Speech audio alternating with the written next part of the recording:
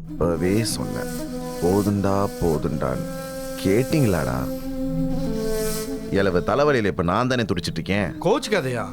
உள்ளூர் சரக்குன்னா ஆழம் தெரிஞ்சிருக்கும், ஃபாரின் சரக்குல்ல, அதான் அதோட வீரியம் தெரியாமல் போச்சு.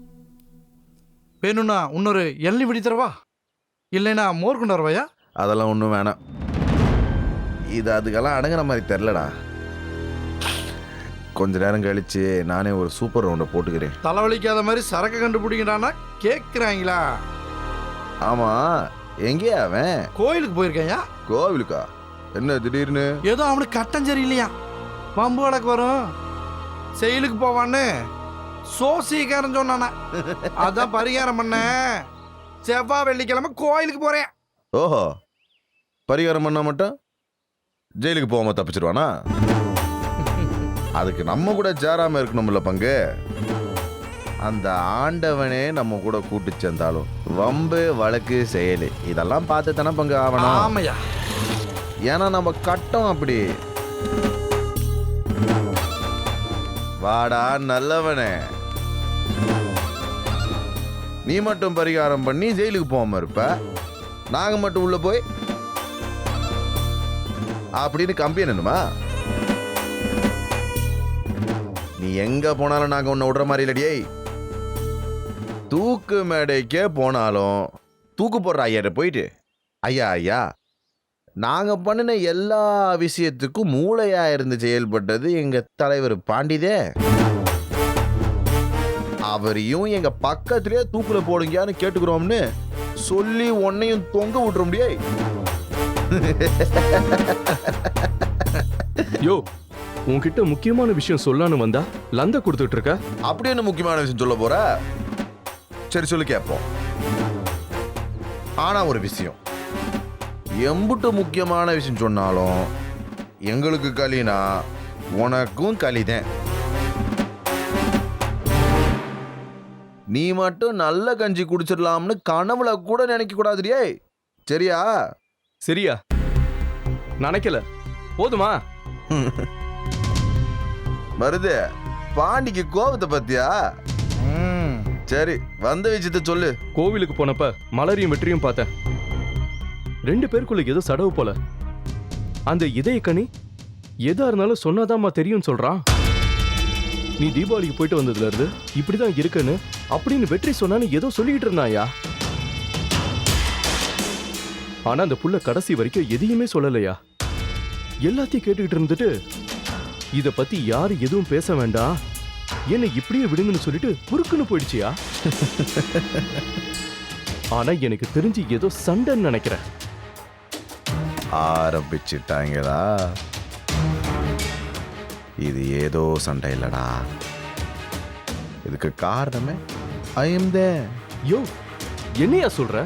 நான் பற்ற வைத்த நெருப்பொன்று பற்றி எறிய அவனை கேட்கும். நான் விதைத்த வினையெல்லாம் அவனை அறுக்க காத்திருக்கும். ஒன்னும் புரியலையா. என்ன பாண்டி, இது கூட புரியலண்ணா எப்படி? சரி வா சொல்றேன். வா வா. மாற செத்ததுக்கு காரணம் வெற்றி குடிச்சிட்டு தான் வண்டி ஓட்டுனதுன்னு குமார் கொஞ்சம் போட்டோ காமிச்சான்ல. ஆமாயா, அதை நான் அப்படியே மலர்கிட்ட காமிச்சிட்டேன்.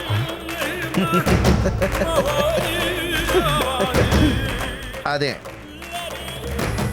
இப்ப அவங்களுக்குள்ள பத்தி எரிஞ்சிட்டு இருக்கு. இத அப்படியே ஊதி பெருசாக்கி அவங்க 2 பேரையும் பிரிக்கல, பிரிக்கிறேன். யோ பங்கு, நீ ஜகஜால கில்லாடியா? என்னடா குமார்கிட்ட இருந்து போட்டோ வாங்கி இவ்வளவு நாள் ஆச்சு? ஏதோ முட்டைய பாம்பு அடகாக்குற மாதிரி வச்சுக்கிட்டே இருக்கேன்னு நினைச்சேன். படத்தை தீபாவளிக்குன்னு சரியான நேரத்துல தான் ரிலீஸ் பண்ணிருக்க.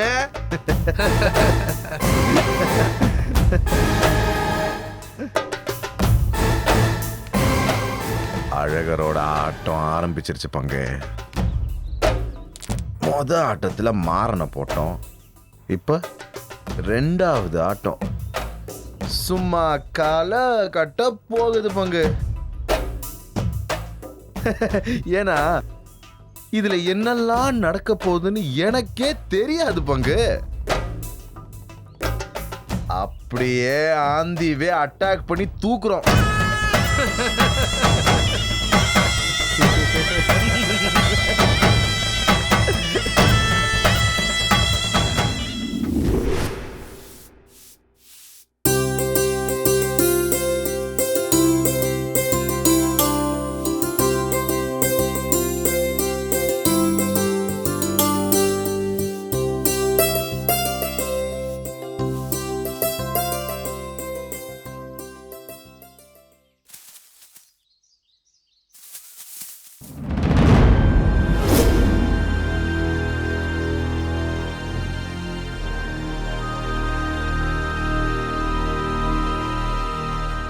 என்ன இவ்ளோ பாட்டில் கிடக்கு?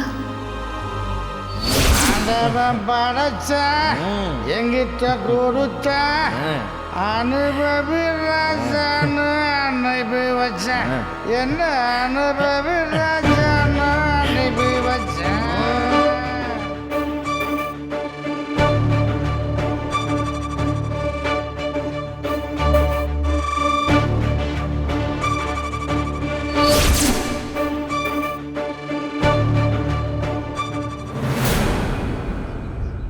அண்ணி, செல்வி, அண்ணி, வா செல்வி.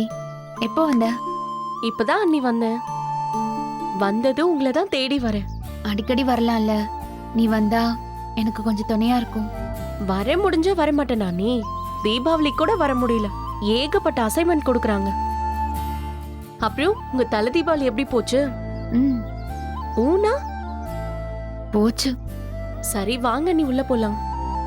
ஒரு நிமிஷம். அண்ணி, வீட்டுக்கு பின்னாடி இவ்ளோ பாட்டில் கிடக்கு.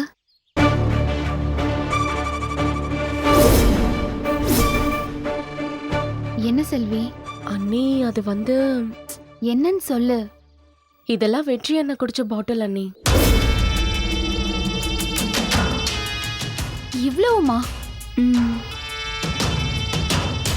முன்னெல்லாம் வெற்றி அண்ணன் தினமும் குடிக்கும். குடிச்சிட்டு தினமும் மாடியிலையும் மாடிப்படி கீழையும் பாட்டில போட்டு போயிடும். அது அப்பா பார்த்துட்டு தினமும் அண்ணனை திட்டுவாரு. ஆனா அண்ணன் கேட்கவே கேட்காது. அதான் குடிச்சிட்டு பாட்டில போட்டுட்டு போயிட்டா அதை யாருக்கும் தெரியாம எடுத்துட்டு வந்து இங்க போட்டுருவேன். அப்புறம் என்னைக்காவது பழைய பேப்பர்கார வந்தா அவங்க யாருக்கும் தெரியாம அவங்க கிட்ட பாட்டில போட்டுருவேன். இப்ப எடைக்கு போட்டு ரொம்ப நாள் ஆகுது அண்ணி. அதான் இவ்ளோ பாட்டில் குவிஞ்சு கிடக்குது. நான் திரும்ப ஹாஸ்டலுக்கு போறதுக்குள்ள எல்லாத்தையும் எடைக்கு போடணும். அப்பாக்கு தெரிஞ்சா திரும்பவும் சண்டை தான் வரும். உங்க அண்ணன் அவ்ளோ குடிப்பாரா? அதெல்லாம் முன்னாடி அண்ணி.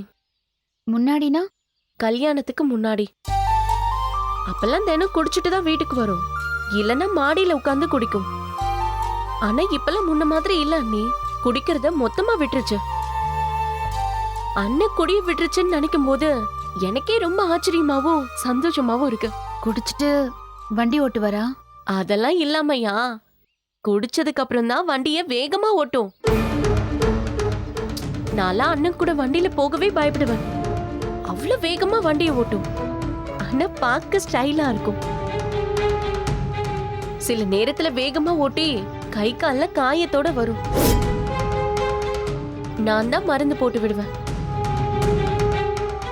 சரி அண்ணி, இந்த பாட்டில் பத்தின விஷயத்தை யார்கிட்டயும் சொல்ல வேண்டாம். அண்ணனுக்கு தான் திட்டு விழும். இத வந்துட்டேமா. இருங்க அண்ணி, வந்துடுறேன்.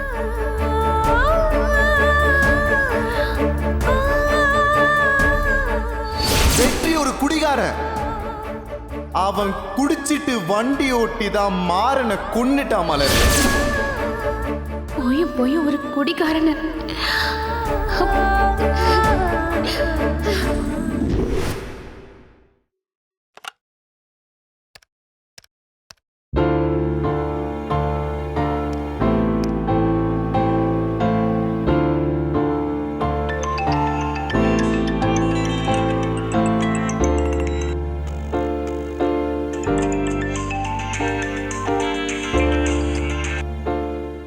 என்ன?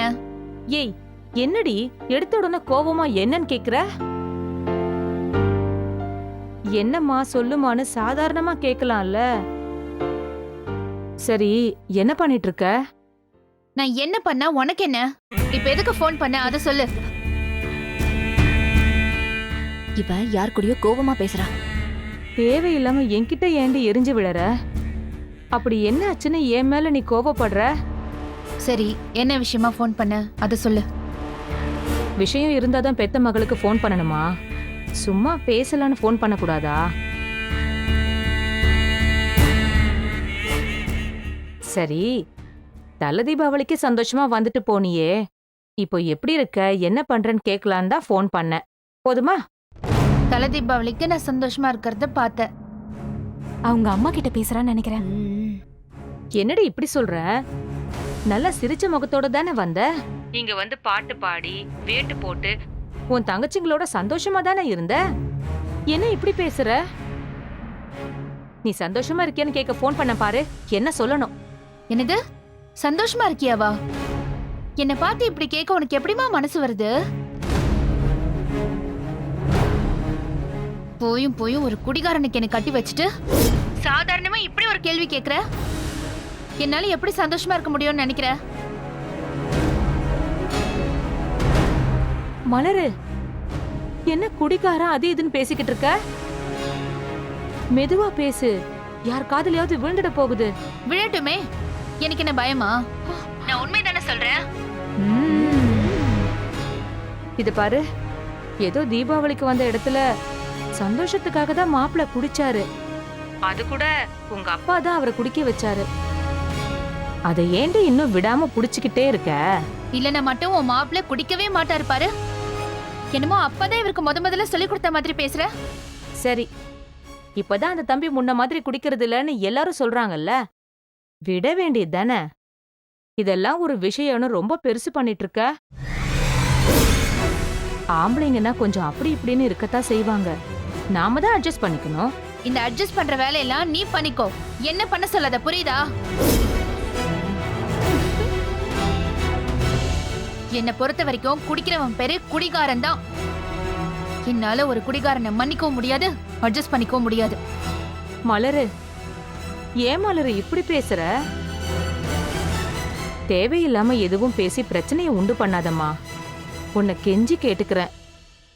இந்த பிரச்சனையை இப்படியே விட்டுடு மலரு. உன் கால்ல வேணாலும் விழறேண்டி. அம்மா, நான் ரொம்ப மோசமான மூட்ல இருக்கேன். தயவு செஞ்சு போனை வச்சுடு. தலை வலிக்குது எனக்கு. மலரு, வெய்யம்மா ப்ளீஸ். மலரு, மலரு.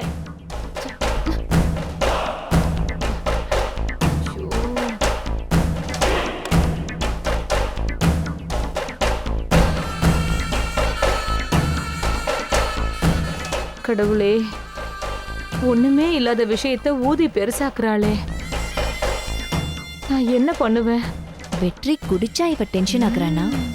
அப்போ புருஷன் பொண்டாட்டிக்குள்ள குடிதான் பிரச்சனையா? அதனாலதான் தல தீபாவளிக்கு சந்தோஷமா போனவ ஷாக் அடிச்ச மாதிரி வந்தாளா? இப்ப தெரிஞ்சிருச்சுல்ல, கச்சேரிய வச்சுக்கிறேன். சாப்பிடு, இதையும் சாப்பிடு, சீக்கிரம் சாப்பிடு. வெற்றி, நீ குடிச்சா பிரச்சனை வரும். அப்ப வர வச்சிருவோம். அதுக்கு தானே நம்ம இருக்கோம்.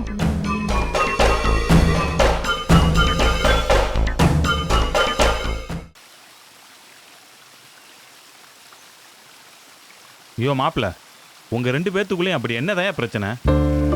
நீ தெற்கையும் அந்த புள்ள வடக்கையும் தெரிஞ்சுக்கிட்டு இருக்கீங்க. அதான் மாமா, எனக்கும் ஒன்றும் புரியல. மாமா உங்களை நினைச்சு எவ்வளவு சந்தோஷப்பட்டார் தெரியுமா? பல நேரங்கள்ல நான் மட்டும்தான் மாமா கூட இருப்பேன். அப்பெல்லாம் 2 பேத்துக்கு சரியா வருமா, எப்போ 2 பேரும் சகஜமா பேசி பழகிப்பாங்களோன்னு தெரியல மாப்பிள்ளன்னு.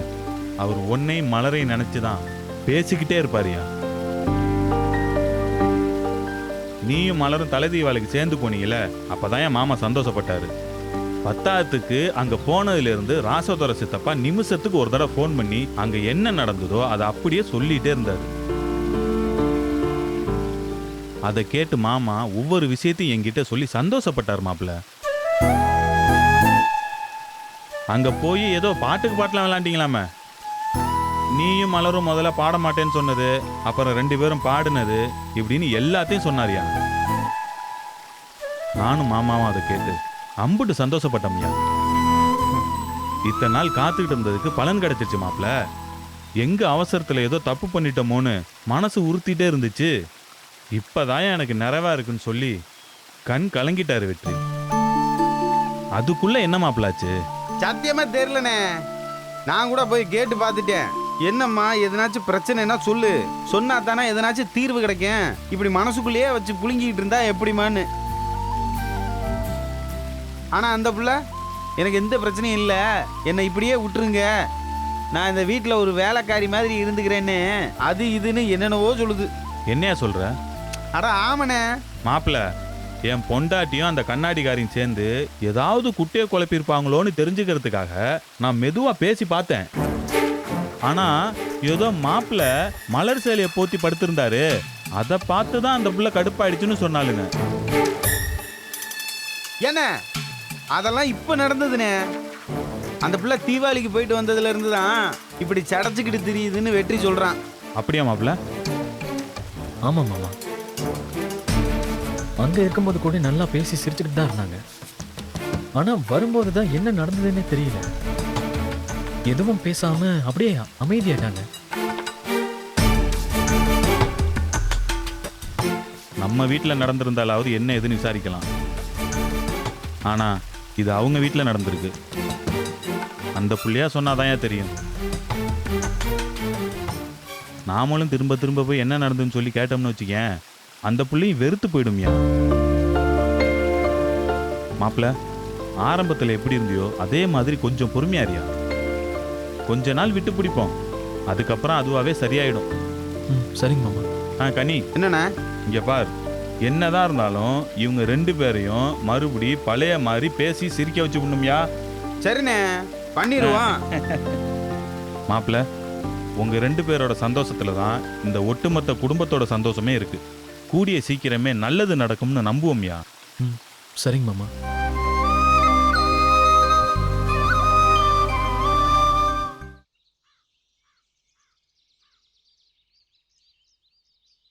ஏன் சார், என்ன விஷயமா அஞ்சலி நம்மள வர சொல்லிருப்பா? திடீர்னு போன் பண்ணி சூரகுண்ட்ல இருக்க தோட்டத்துக்கு வர சொன்னா. நாமளும் வந்து நிக்கிறோம். மத்தபடி ஒரு விவரமும் தெரியல.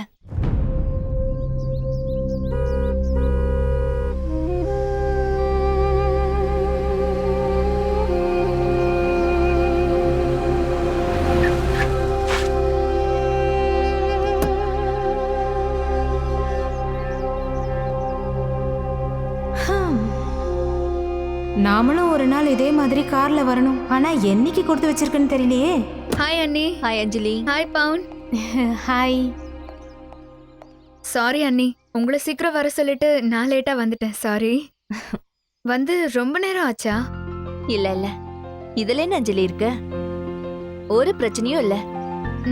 அப்படியே நாங்க சும்மா வந்து வயல் தொப்பெல்லாம் வேடிக்கை பார்த்துட்டு இருந்தோம்.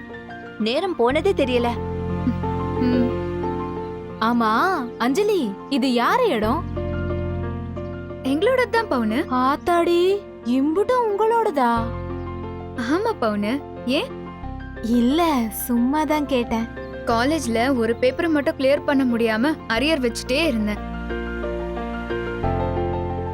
கடைசியா அதை கிளியர் பண்ணதுக்காக அப்பா எனக்கு இத கிஃப்ட் பண்ணாரு.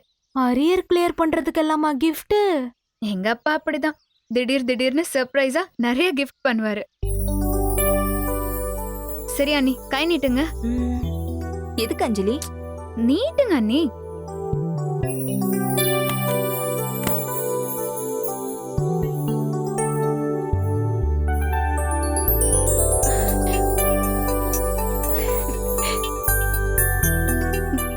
பவுனு, கை நீட்டு.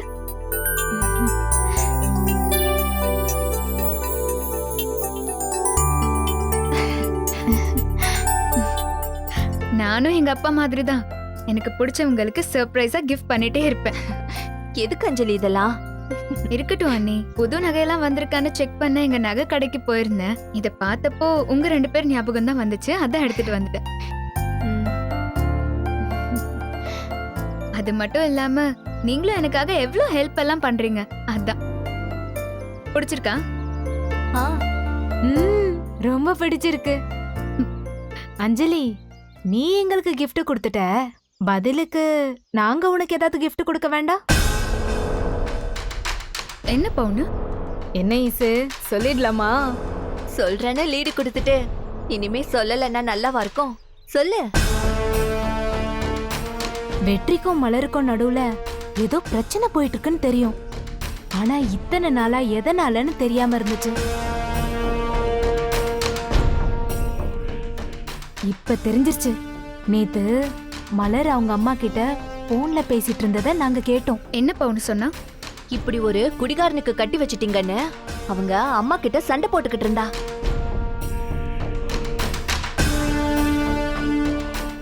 இப்ப மட்டும் நீ வெற்றியை குடிக்க வச்சிட்டா கண்டிப்பா அந்த மலர் சண்டை போட்டுக்கிட்டு அவங்க அம்மா வீட்டுக்கே போயிடுவா.